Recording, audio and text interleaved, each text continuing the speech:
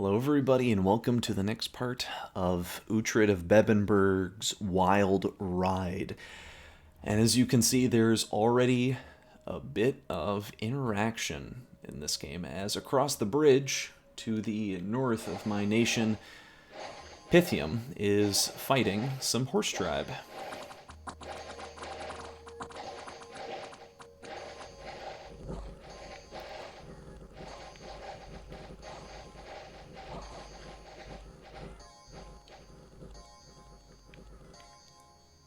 Pretty darn bloody there, honestly.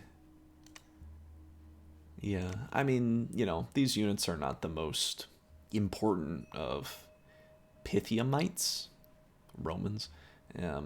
Yeah, they're not super important. They have a javelin, is why I'm sure they were produced. So, it's a lot of horse tribe he killed.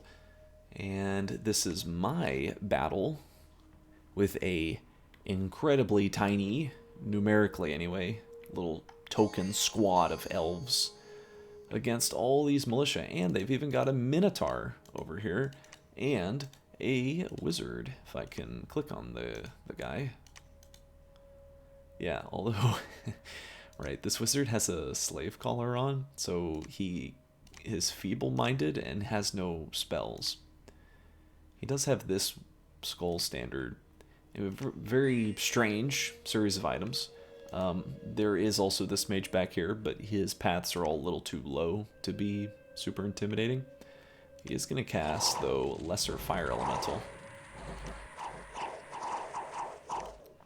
See, one of my commanders is fleeing the battlefield immediately.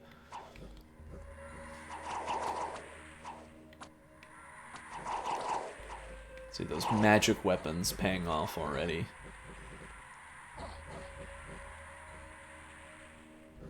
And incredibly, we are actually able to win this battle, even though there were two freaking wizards here. I definitely did not expect there to be wizards. Thankfully, we didn't pick up any slave collars. None of my commanders put it on. And also, the Vanheim who retreated did not die on his way out.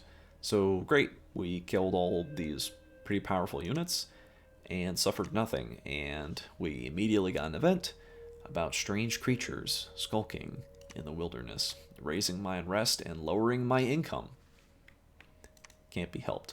On the plus side, none of my vans suffered any afflictions. You'll just have to trust me on that one. And I'm moving them over here to deal with this deer tribe, because this is a dirty strategy I enjoy employing. Also, Abyssia's over here against other players, is when I have a scouting advantage like this, I sort of think, do they have... Basically, it's important to leverage your power, and if you can ever get an edge over another player, you should do it, realistically, as long as it's not going to compromise your diplomatic position or strategic position or whatever. So in this case, I'm thinking to myself, it's early in the game, nobody is really in communication with anybody else. Pythium is obviously my neighbor, as is Abyssia. Specifically, Pythium is right here, as you can see in the top left. So we are, decently close neighbors. This is the only way over from one section of, from his part of the map to mine. Apart from over here, which is a little more tricky. This is a river crossing, and this is the other bridge, but I'll be taking this province. So it's a bit difficult for him to move. It's very easy for me to get over here. It's very easy for me to hit Pythium directly. Can I even attack it from my capital? I cannot attack it from my capital. But, if I'm in this province here, I can attack Pythium directly. I can also go to all these outlying islands, including this one, which actually shares a border with Pythium itself. Anyway, my point is just, if the Pythium player moves to this province and fights the deer tribe here, I'm very confident I will completely obliterate his army. And so I'm moving here with the intention of not only taking this province, which is what I want to do, I also want him to walk into it so I can wipe his army out.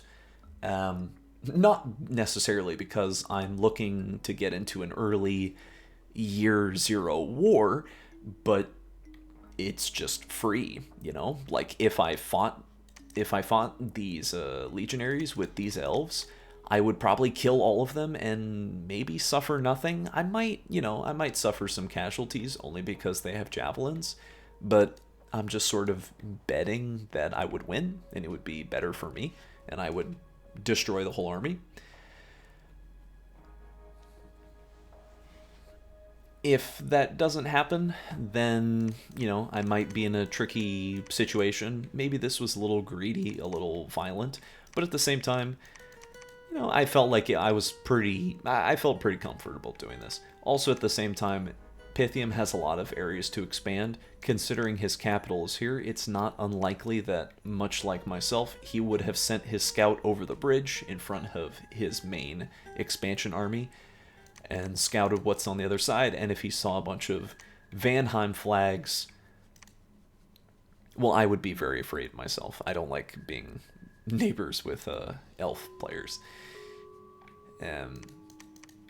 For completely justifiable reasons, as I just got through explaining. So anyway, regardless of where he goes, I'm feeling pretty good.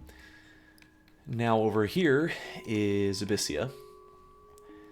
Not really anything to say. I don't know where Abyssia is. I clicked on all their provinces. I don't see anything. Over here, just Horse Tribe.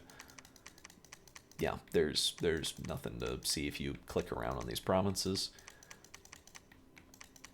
Sadly, cannot. Yeah, just can't really learn anything. I did learn about the individuals that were in this province. Pretty irritating. Lots of archers, heavy infantry. Projectiles are kind of a bane of elven troops, so not looking forward to that. However, I did pick up my Vans over here, that I have my elf who's in the Hall of Fame for his extra HP, going over here to just completely annihilate these barbarians, and I have my new Van just sitting here and slowly researching. I am attempting to get to Construction 2 because Vanheim does very well with thugs. Basically, all of their mages can thug effectively, so I want to be able to create powerful magical items to enable that sort of thugging. It's also complemented by having these dwarven smiths with their master smith ability that you can create more powerful items than you would normally be able to create on another nation. Like, for example, the various earth items, or, you can tech up into fire. You can make some strong fire items. Whereas there's really no other ways to spend fire on this nation. All of your mages are just blood and air, basically. And then, this is like, sometimes, maybe. It's so slow to make these units, but these commanders, I should say. Just doing the usual here, Vans and a Van Heers, as I do for probably the next 6 turns, I bet. I just keep doing that same thing. Yeah, so I'm going to kill these barbarians. Shouldn't be a problem.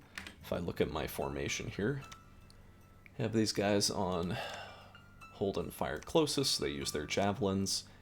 And I'm not really concerned about Vans taking the initial brunt of the charge because their defense skill will be 21, I believe, in battle. So it's very difficult to actually hit them as a barbarian, even though, granted, if a barbarian did hit them, it, would deal a lot of damage.